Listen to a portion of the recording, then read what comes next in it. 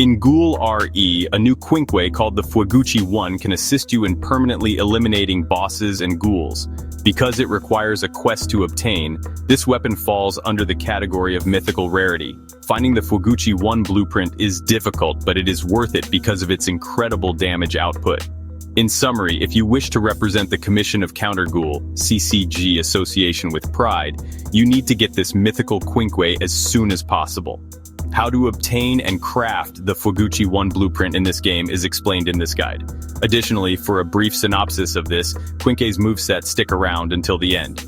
In this Roblox game, you have to defeat a new raid boss in order to obtain the Fueguchi 1 blueprint. This boss will not appear on the map naturally like other bosses do. Instead, you have to use the boss raid NPC to make it spawn and pay some yen. The boss raid NPC is located outside the CCG headquarters in case you were unaware. By using the location marker feature and hitting the P key, you can get here.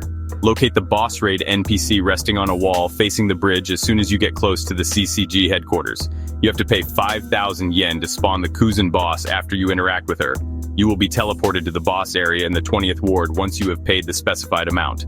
After you defeat the Kuzan, he will give you the blueprint for Fueguchi 1. The Fueguchi 1's blueprint has a very low drop chance because it is a mythical Quinkwe. Before you can get your hands on it, you have to make several attempts. The following materials can be used to create the Fueguchi 1 once you have the blueprint. This is a long list, so get comfy for this one. Feel free to rewind the video as needed to keep track of everything coming up.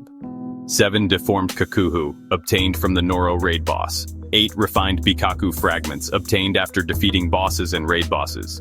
3 One-Eyed fragments, obtained from the ETO raid boss. 40 Bronze, obtained after defeating bosses and raid bosses.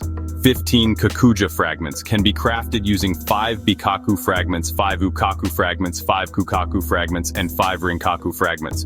40 Molded Gold, obtained after defeating bosses and raid bosses. 40 Steel, obtained after defeating bosses and raid bosses. 8 Gold, obtained after defeating bosses and raid bosses. 26 Bikaku fragments, obtained after defeating bosses and raid bosses.